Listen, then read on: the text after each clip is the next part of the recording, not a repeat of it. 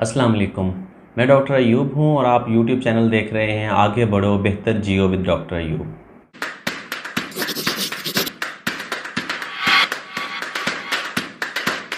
हुकूमत ने आईएमएफ के दबाव पर पेट्रोल डीज़ल की कीमतों में इजाफ़ा तो कर दिया, सब्सिडी का कुछ हिस्सा भी रिमूव कर दिया, लेकिन जैसे गरीब की तो कमर ही टूट गई। महंगाई का एक सुनामी आया, हर चीज़ महंगी हो गई, पब्लिक ट्रांसपोर्ट हो या घी, आटा, दालें, चीनी। बजट से पहले ही महंगाई का एक बदतरीन सुनामी आ गया। गरीब और मिडिल क्लास तो जैसे पिस ही गए। ऐसा महसूस होता है जैसे सबको खुली छूट मिल गई कि जो चाहे जितनी चाहे कीमतें बढ़ा ले, जिस छुरी से चाहे ज़िबा कर दे। हर किसी को कीमतें बढ़ाने का एक जवाज़ मिल गया कि देखो जी पेट्रोल डीज़ल की कीमतें कितनी ज़्यादा हो गई हैं।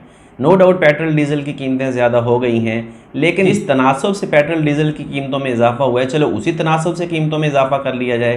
पेट्रोल डीज़ल की कीमत में अगर 15% के लगभग इजाफा हुआ है तो कीमतों में इजाफा तो जैसे 40% 50% का लाइसेंस मिल गया है सबको कि जो चाहे जितनी चाहे कीमतें बढ़ा ले, कोई किसी को पूछने आने वाला नहीं है। तो इन हालात में जो सबसे ज़्यादा नुकसान पहुंचा है वो पहुंचा है गरीब को और मिडिल क्लास को। बड़े सरमायादार की या बड़े इंडस्ट्रियलिस्ट की चीज़ों की कीमतें बढ़ गई, जो अच्छे प्रोड्यूसर हैं उनकी चीज़ों की कीमतें बढ़ गई हैं, ये बढ़ने का इम्कान है। जो पिसने वाला तबका है वो मुअय्यन आमदनी वाला है, जिसे फ़िक्स्ड आमदनी वाले कहते हैं, या गरीब हैं या सफ़ेद पोश मिडिल क्लास हैं। बड़े सरकारी मुलाजमीन या इशराफिया की तो जैसे चांदी ही होती है हर वक्त, उनको फ्यूल भी फ्री है, उनको बिजली भी फ्री है, उनको बहुत सारी और लग्जरीज़ भी लाइफ की मिली हुई हैं सरकार से। लेकिन जो छोटा मुलाजिम है या दरमियाना तबका है उनका कोई पुरसान हाल नहीं है। अब एक अच्छी खबर ये आई है कि वफाकी हुकूमत ने जो पहले से बेनज़ीर इनकम सपोर्ट प्रोग्राम या एहसास प्रोग्राम में जो लोग थे उनके साथ तकरीबन 50 लाख घरानों को शामिल किया जा रहा है। यानी ऐसे घरानों को जिनकी आमदनी 40,000 रुपये महाना से कम है, यानी 2,000 रुपये महाना उनको सपोर्ट मिलेगी, सब्सिडी मिलेगी। या जिनकी 40,000 रुपये से कम आमदनी है वो अपना शनाख्ती कार्ड नंबर 786 पर यानी 786 पर मैसेज करके उस डेटाबेस में अपने आप को एंटर करवा लें, जिस डेटाबेस को आइंदा 2,000 रुपये महाना मिलना है। 1 करोड़ से ज़्यादा घरानों का मतलब ये है कि जितने भी लोग सतह गुर्बत से यानी पॉवर्टी लाइन से नीचे हैं वो इसमें शामिल हो जाएंगे, उनको 2,000 रुपये महाना का आर्जी रिलीफ मिल जाएगा। इसके असरात क्या होंगे ये अलग से एक स्टोरी है कि आईएमएफ हो सकता है अगली रिव्यू मीटिंग में इस सब्सिडी पर एतराज़ ना कर दे। मैं बहैसियत एक अदना सा इकोनॉमिस्ट होने के ये मशवरा दूंगा हुकूमत को कि सब्सिडी की तरफ बहुत ज़्यादा मत जाया जाए। ये मसले का पायदार हल नहीं है। अगर आप मरहलावार तरीके से सब्सिडीज़ ख़त्म कर रहे हैं तो ये भी सब्सिडी ही है। थोड़े अरसा के बाद आईएमएफ ने या किसी और मालियाती इदारे ने जहाँ से हमने कर्जा लेना है उन्होंने इस सब्सिडी पर भी एतराज़ उठा देना है। मैंने जैसे पहले भी 1-2 वीडियोज़ में बताया है कि सब्सिडी मसले का पायदार हल नहीं है। ये महंगाई कम करने का एक मसनूई तरीका है। करने का काम ये है कि जो बुनियादी नौइयत की चीज़ें हैं उन पर से जनरल सेल्स टैक्स ख़त्म किया जाए। यानी जो चीज़ें गरीब आदमी इस्तेमाल करता है, आटा, दालें, चीनी, घी, बुनियादी तालीम, बुनियादी सेहत, मेडिसन, उन पर से जो 17% के करीब जनरल सेल्स टैक्स है उनको हटाया जाए। ये अगेन एक पॉलिटिकल अप्रोच है कि 2,000 रुपये महाना, अगरचे मैंने जैसे कहा कि ये आर्जी रिलीफ ज़रूर है मगर ये मसले का पायदार हल नहीं है। गरीब के लिए पायदार हल ये है कि उसके लिए सेहत की बुनियादी सहूलतों को बेहतरीन किया जाए, उसके लिए तालीम की बुनियादी सहूलत है उसको बेहतरीन किया जाए। जो तालीम फ़राहम करने वाले लोग हैं, जो सेहत फ़राहम करने वाले लोग, उनकी ट्रेनिंग करवाई जाए। उनको ये समझाया जाए कि अगर अस्पताल के अंदर कोई इलाज के लिए आ जाए तो उसको धुतकारना नहीं है, उसके साथ बदतमीज़ी से पेश नहीं आना, उसको एक मरीज़ समझ के, एक पेशेंट समझ के इलाज करना है, ना कि उससे उसकी ज़ात, बरादरी, कौम का पूछना है, बल्कि उसको एक मरीज़ समझकर, एक इंसान समझकर उसका ट्रीटमेंट करना है। अगर कोई बच्चा सरकारी स्कूल में दाखिल हो जाए तो सरकारी स्कूल के असातिज़ा को ये समझाना चाहिए कि ये कौम का बच्चा है, ये कौम का मुस्तकबिल है, इसके साथ ट्रीटमेंट बिल्कुल ऐसा करें जैसा कि आप अपने बच्चों के साथ करते हैं। इसी तरह कॉलेज में, यूनिवर्सिटी के अंदर अगर स्टूडेंट आता है तो असातिज़ा यानी जो सरकारी मुलाजिम हैं उनको चाहिए कि उन बच्चों को उन मुल्क का मुस्तकबिल ही समझ लिया जाए, जिनके हाथ में हमारी भागडोर आने वाली है, जिनके हाथ में हमारा मुस्तकबिल है। ख़ास तौर पे गरीब आदमी के साथ एक अच्छा बर्ताव किया जाए, उसको सेहत की, तालीम की, नकासी आब की, फ़राहमी आब की, इसके अलावा जो बुनियादी ज़रूरतें हैं उनमें रिलीफ दिया जाए।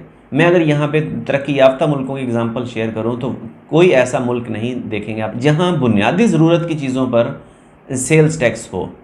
अगर टैक्स लगा हुआ भी है तो वो बहुत कम परसेंटेज में है, लेकिन ऐसे आइटम जो लग्जरी आइटम्स हैं उन पे जनरल सेल्स टैक्स की रेशो ज़्यादा है, लेकिन जो बुनियादी नौइयत की जो खाने पीने की चीज़ें उन पे जनरल सेल्स टैक्स नहीं है, और अगर है तो बहुत मामूली नौइयत का है।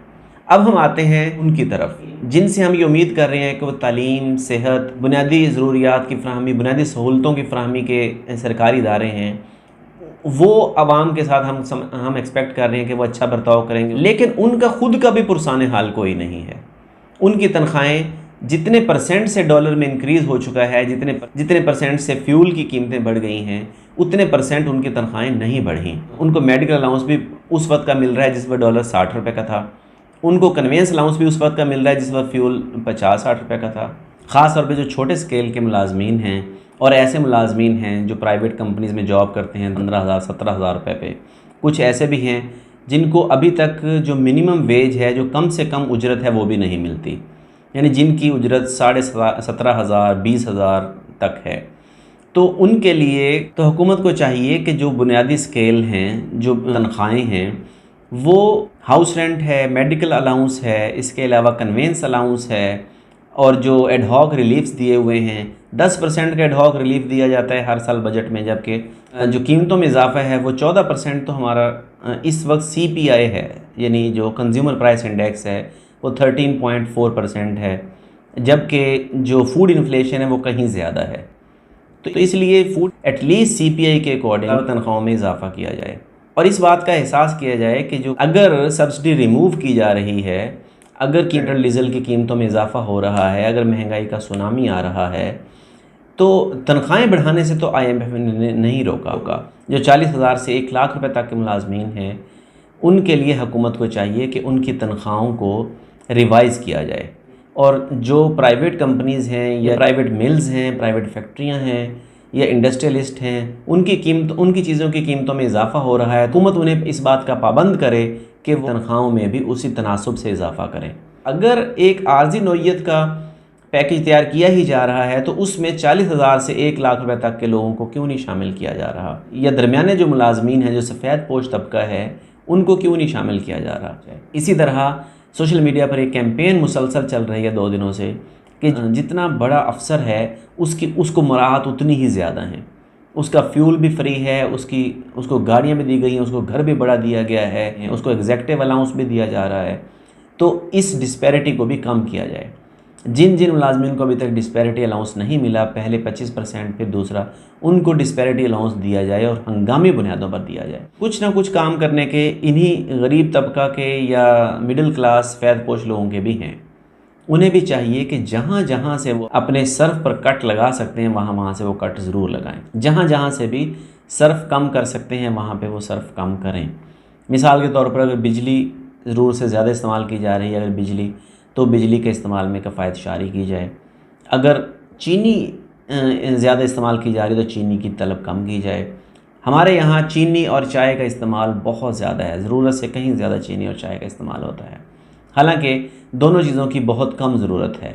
हमने अपने टेस्ट बर्ड ऐसे बना लिए हैं कि अब हम चीनी और चाय के बगैर नहीं रह सकते, मगर आमदनी का बहुत सारा पोर्शन चीनी और चाय पे सर्फ हो जाता है। चीनी और चाय का कम इस्तेमाल करना चाहिए। इसके साथ साथ फ्यूल की कंजम्पशन को जहाँ जहाँ कम किया जा सके वहाँ कम किया जाए, वसाइल के मुताबिक अपनी आबादी बढ़ाई जाए। इसी तरह आमदनी के मुतबादल ज़राए तलाश करने की कोशिश की जाए। आमदनी को बढ़ाने के लिए पार्ट टाइम काम इस तरह से सोचा जाए कि कोई इनोवेशन लाई जाए, कोई इनोवेटिव आइडिया सोचा जाए, यानी कुछ मुख्तलिफ करें, कुछ यूनिक काम करें और उससे फिर वो आगे बढ़ें और बेहतर जिएं। तो हुकूमत के भी करने के बहुत सारे काम हैं, आम लोगों के भी करने के बहुत सारे काम हैं। जैसे हमने पहले भी अपनी वीडियोज़ में बताया कि गरीब कसूरवार तो हुकूमत को ठहराता है या कसूरवार तो दूसरों को ठहराता है, सरमायादार को ठहराता है, मगर सरमायादार में और गरीब में सिर्फ़ एक चीज़ का फ़र्क है। सरमायादार अपने वक्त का, अपने वसाइल का बेहतरीन इस्तेमाल करता है, जबकि जो गरीब और मिडिल क्लास तबका है ये बहुत सारा टाइम गैर पैदावारी मकासद पर ख़र्च करते हैं और अपने वसाइल के मुताबिक अपनी आमदनी और ख़र्च को तरतीब नहीं देते। यही वजह है कि वसाइल को गैर पैदावारी कामों पे ख़र्च करने की वजह से वो अमीर नहीं हो सकते। इनमें सबसे जो कीमती रिसोर्स है, पहले भी हमने कहा है कि वो वक्त का है। वक्त का ठीक इस्तेमाल किया जाए, जो भी रिसोर्स है उसकी मार्केटिंग करें, उसको कमर्शलाइज्ड बेसिस पे करें। इसी तरह बहुत सारे लोग पार्ट टाइम काम करते हैं और वो अमीर हो जाते हैं। मिसाल के तौर पर अगर किसी खातून को सिलाई कढ़ाई का काम आता है तो वो सिलाई कढ़ाई को थोड़ा सा प्रोफेशनल बेसिस पर करें, थोड़ा इस तरह करें कि लोगों को उनका काम पसंद आए। इस तरह बढ़ई हैं, बाल काटते हैं या जो दर्जी हैं, उनको चाहिए कि अपने ब्रांड की मार्केटिंग करें, अपने कस्टमर पे फोकस करें, कस्टमर के साथ बहुत अच्छा बर्ताव करें, झूठ मत बोलें, बदध्यानती मत करें, ताकि आपका ब्रांड बिल्ड हो, ताकि आप अगर ज़्यादा पैसे भी चार्ज करें तो लोग खुशी खुशी आपको दें। बहुत सारे लोग ऐसे हैं जो मार्केट रेट से ज़्यादा पैसे चार्ज करते हैं मगर फिर भी उनके पास ग्राहकों का रश ख़त्म नहीं होता। उसकी वजह यह है कि आपसे 200 रुपये ज़्यादा लेते हैं कोई काम करने के, तो वो अपने काम के ज़रिए आपकी काफ़ी सारी बचत भी करते हैं। मिसाल के तौर पर अगर एक मिस्त्री है, वो आपका घर बनाता है, अगर वो 50 रुपये दिहाड़ी ज़्यादा लेता है, लेकिन आपको सीमेंट में, सरिया में, बजरी में और इसमें आपके वसाइल का, आपकी चीज़ों का सही इस्तेमाल करता है, तो आपको 200 रुपये या 50 रुपये ज़्यादा देते हुए तकलीफ़ नहीं होगी। लेकिन अगर कोई कम उजरत में काम करे और बहुत सारी चीज़ें ज़ाय कर दे तो आपको तकलीफ़ बहुत ज़्यादा होगी, आप दोबारा उसको काम के लिए नहीं बुलाएंगे। इसी तरह अगर आपने एक दर्जी से कपड़े सिलवाए हैं और वो थोड़ी सी उजरत ज़्यादा लेता है लेकिन वो आपका कपड़ा ख़राब नहीं करता, तो लोग ज़्यादा उजरत देना पसंद कर लेंगे बजाय इसके कि कपड़े ख़राब करवाना।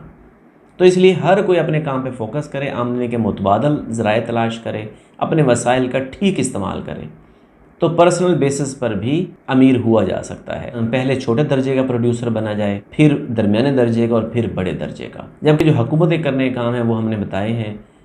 हुकूमत को चाहिए कि सब्सिडी को अगर ख़त्म करना है तो मुकम्मल तौर पे ख़त्म करे, मसले के पायदार हल की तरफ लोगों को लेके आए, यानी तलब और रसद के निज़ाम की तरफ लेके आए। लोगों को तलब और रसद की, लोगों को इकनॉमिक्स की तालीम दी जाए, लोगों की ट्रेनिंग करवाई जाए, लोगों को फ़नी तालीम की तरफ लाया जाए, काम की तरफ तवज्जो दिलाई जाए। इसके अलावा जो सरकारी मुलाजमीन हैं उनके हर थोड़े अरसे के बाद रिफ़्रेशर कोर्सेज़ हों, उनको थोड़े अरसे के बाद ट्रेनिंग दी जाए, उनको ये बात समझाई जाए कि ये जो जिस नशिस्त पर या जिस कुर्सी पर आप बैठे हैं ये आपकी मलकियत नहीं है, ये आवाम का दिया हुआ हक़ है, इसको आवाम फ़ायदे के लिए इस्तेमाल किया जाए। अगर आपको आज की वीडियो पसंद आई है इसको लाइक करना मत भूलें, और चैनल अगर आपने अभी तक सब्सक्राइब नहीं किया तो इसको सब्सक्राइब करें। ऑफ़ कोर्स मैं भी आमदनी के मुतबादल ज़राए की तलाश में हूँ।